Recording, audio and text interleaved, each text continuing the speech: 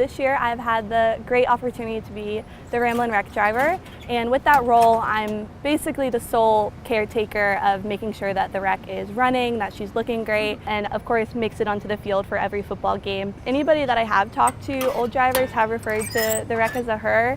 I feel like it's kind of impersonal to call the wreck an it.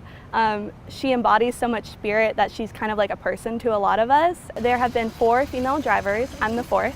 So there were 2 back in the 80s and then 1 a few years ago. The wreck has led the team onto the football field since 1961, which is just such a unique tradition of any other school. So I'm just excited to kind of be able to continue that tradition for the Jackets. A shocker to many people is that I did not know how to drive stick before I drove the wreck.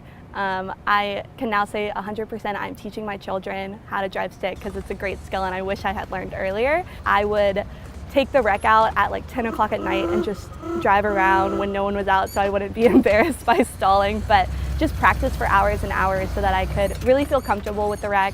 Hopefully I would love to give every student a ride in the rumble seat. I just want every student to leave Georgia Tech feeling like they had an experience with the wreck and that they know that tradition and hold it dear to their heart. I think that even if you aren't a Georgia Tech fan and even if you didn't go to school here, there's something that you really respect and admire about the wreck because of the fact that it's a 1930 Model A that is still running and is still leading our football team onto the field. And I think that tradition is just so unique that a lot of colleges still really respect it and respect the wreck.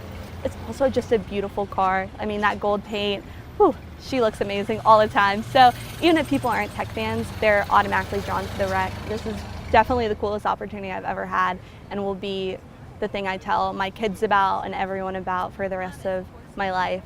Georgia Tech offers such a great community for everyone that everyone can kind of find their people, and I definitely found my people here and I'm really grateful for that.